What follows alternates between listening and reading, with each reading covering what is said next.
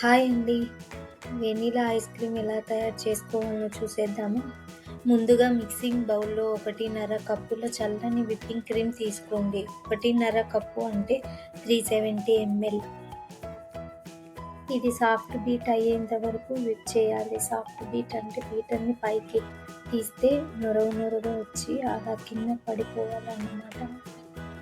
ఇప్పుడు ఇందులో పావు కప్పు కండెన్సర్ మిల్క్ వేసుకోండి. అలాగే పావు cup milk powder, 1½ teaspoon vanilla essence, 250 ml కాచి చల్లార్చి గంట పాటు ఫ్రిడ్జ్లో ఉంచిన చల్లని చిక్కని పాలు పోసుకోండి. వీటిని హై స్పీడ్ మీద బాగా బీట్ చేయండి. విప్పింగ్ క్రీమ్లో, కండెన్సర్ మిల్క్లో షుగర్ ఉంటుంది.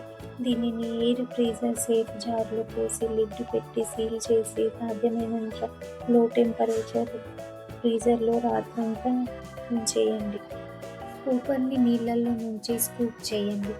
ఇది ఫ్రీజర్లో 1 నెల పాటు చాలా ఫ్రెష్గా ఉంటుంది. మధ్య మధ్యలో పవర్ కట్ ఉంటే ఐస్ క్రీమ్ మెల్ట్ అవుతుంది. ఫ్రీజర్లో మళ్ళీ పవర్ వచ్చాక ఫ్రీజ్ అయిపోతుంది.